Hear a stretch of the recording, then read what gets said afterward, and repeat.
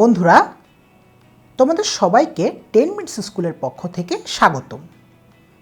আর আজকে আমরা তোমাদেরকে যে টপিকটি পড়াবো সেটি হচ্ছে ইলেকট্রনিক্সের ক্রমবিকাশ। এই ভিডিওটি আমরা দুটো ভিডিওতে ভাগ করেছি। তো এসো আমরা এখন ইলেকট্রনিক্সের ক্রমবিকাশ সম্পর্কে জানি। বন্ধুরা, বর্তমান যুগ হচ্ছে ইলেকট্রনিক্সের যুগ। বর্তমান যুগে আমরা যে সকল ইলেকট্রনিক ডিভাইসই ব্যবহার করি না কেন, তার প্রায় সবগুলোতেই কিন্তু ইলেকট্রনিক্সের নানা রকমের প্রয়োগ বা অবদান রয়েছে। যেমন দেখো, আমরা টিভি যদি দেখি, আমরা যদি ক্যামেরা দেখি, আমরা টেলিফোন দেখি, কিংবা আমরা যদি ঘড়িটাও আমরা যে পড়ছি সেই ঘড়িটাও পর্যন্ত দেখি, এগুলোর মধ্যেও কিন্তু খুব সূক্ষ্ম ইলেকট্রনিক্সের অবদান রয়েছে। তো এগুলো তো হচ্ছে আমাদের বর্তমান যুগের ফলাফল। নিশ্চয়ই একদিনে তো আর এইখানে আসা সম্ভব হয়নি। হ্যাঁ বন্ধুরা, ইলেকট্রনিক্সের ইতিহাস প্রায় 100 বছরেরও বেশি পুরনো। বিজ্ঞানী টমাস আলভা এডিসন 1833 সালে তড়িৎবাতি নিয়ে আবিষ্কার করতে যেয়ে প্রথম এডিসন ক্রিয়া নামের একটি জিনিস তিনি আবিষ্কার করে ফেলেন, এবং সেখান থেকেই মূলত ইলেকট্রনিক্সের যাত্রা শুরু হয়। ইনিই হচ্ছেন আমাদের বিজ্ঞানী টমাস আলভা এডিসন, আর এটি ছিল হচ্ছে তার আবিষ্কৃত তড়িৎবাতি। তো এসো আমরা এখন এডিসন ক্রিয়া সম্পর্কে একটু অবগত হই। বন্ধুরা, বিজ্ঞানী টমাস আলভা এডিসন যেটি করেছিলেন সেটি হচ্ছে যে তিনি যে বাতি নিয়ে বা তিনি যে তড়িৎবাতি নিয়ে আবিষ্কার করেছিলেন বা যে তড়িৎবাতি নিয়ে কাজ করছিলেন, সেই তড়িৎবাতির বেশ কয়েকটি তোমার অংশ ছিল। সেই অংশগুলো আমরা আসলে একটু দেখি। এই জায়গাটা হচ্ছে আমরা বলতে পারি যে ভ্যাকুয়াম টিউব বা ভ্যাকুয়াম জায়গা।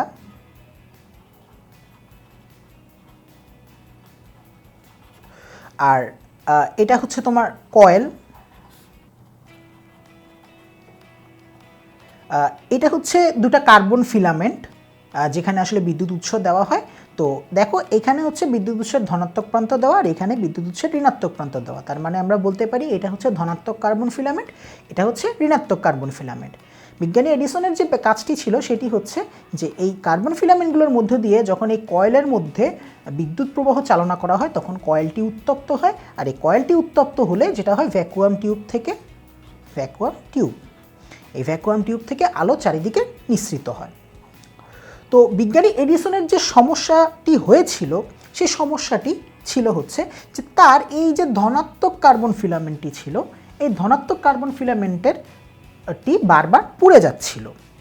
আর এই বিব্রতকর সমস্যার হতে পরিত্রাণের জন্য তিনি যে কাজটি করলেন সেটি হচ্ছে এই ফিলামেন্টের সাথে বা ধনাত্মক প্রান্তের কার্বন ফিলামেন্টের সাথে একটি ধাতব প্লেট তিনি সিল করে ভ্যাকুয়ামের মধ্যে ঢুকিয়ে দিলেন, এবং এতে তিনি দেখতে পান যে ফিলামেন্টের সাপেক্ষে বা ঋণাত্মক ফিলামেন্টের সাপেক্ষে যখন এই মেটাল প্লেটকে ধনাত্মক বিভব দেওয়া হচ্ছে তখন ভ্যাকুয়াম টিউবের মধ্য দিয়ে একটা তড়িৎ প্রবাহ চলে। কিন্তু এই প্লেটটাকে যখন ঋণাত্মক বিভব দেওয়া হয় তখন যে ব্যাপারটি ঘটে সেটি হচ্ছে যে এই মেটাল প্লেটটিকে যখন ঋণাত্মক বিভব দেওয়া হয় তখন যে ব্যাপারটি ঘটে তখন হচ্ছে কোনো প্রকারের তড়িৎ প্রবাহ চলে না। বিজ্ঞানী এডিসন বিষয়টির ব্যাখ্যা এভাবে দেন যে যেহেতু উত্তপ্ত ফিলামেন্ট থেকে নিঃসৃত আধান ধনাত্মক প্লেটের দিকে যায়, যেমন হচ্ছে আমরা যেটা বলতে পারি যে এই যে এখান থেকে নিঃসৃত যে আধানটা সেটা ধনাত্মক এই মেটাল প্লেটের দিকে যাচ্ছে এই কয়েলের মধ্য দিয়ে। তো সুতরাং এই আধানটা হবে হচ্ছে ঋণাত্মক, মানে হচ্ছে আমরা যেটা বুঝতে পারছি ইলেকট্রন।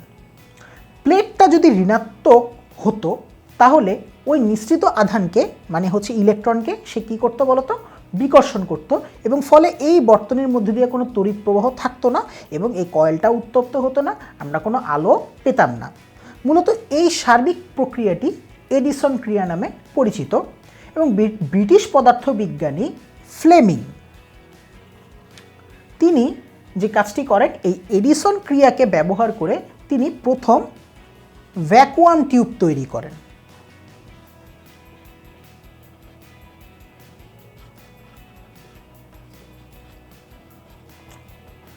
আর এই ভ্যাকুয়াম টিউব রেকটিফায়ার বা একমুখী কারক হিসাবে কাজ করে।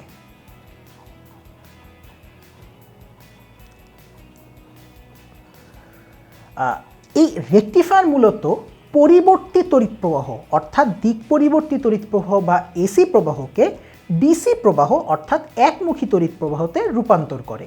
এবং মূলত এইখান থেকেই, এই ভ্যাকুয়াম টিউবের তৈরি থেকেই বা এডিসন ক্রিয়ার উৎপত্তি থেকেই আমার ইলেকট্রনিক্সের সূচনা। কারণ হচ্ছে এই যে এসি কারেন্টকে ডিসি কারেন্টে রূপান্তর করা, এইটি কিন্তু ইলেকট্রনিক্সের একটি অবদান, এবং এইখানে যে ব্যাপারটি সেটি কিন্তু আসলে ইলেকট্রনিক্সেরই অবদান। এ সময় মার্কনির রেডিওর জন্য ডিটেক্টরের খুব প্রয়োজন ছিল, এবং এই ভ্যাকুয়াম টিউব মানে যেটি হচ্ছে এই যে রেকটিফায়ার হিসেবে কাজ করছিল, সেটি হচ্ছে এই ডিটেক্টরের অভাবকে পূরণ করে। এতে দুটো ইলেকট্রোড ছিল বলে, মানে এই যে ভ্যাকুয়াম টিউবটা, সেই ভ্যাকুয়াম টিউবে দুটো ইলেকট্রোড ছিল বলে সেটার নাম দেওয়া হয় হচ্ছে ডায়োড। আর ইলেকট্রনিক্সের ক্রমবিকাশ এভাবেই মূলত সূচনা হয়েছিল। এরপরে কি হয়েছিল সে সম্পর্কে জানতে হলে তোমাদের একটু কষ্ট করে আমাদের পরের ভিডিওটি দেখতে হবে। আর সে পর্যন্ত তোমাদের সবাইকে ধন্যবাদ।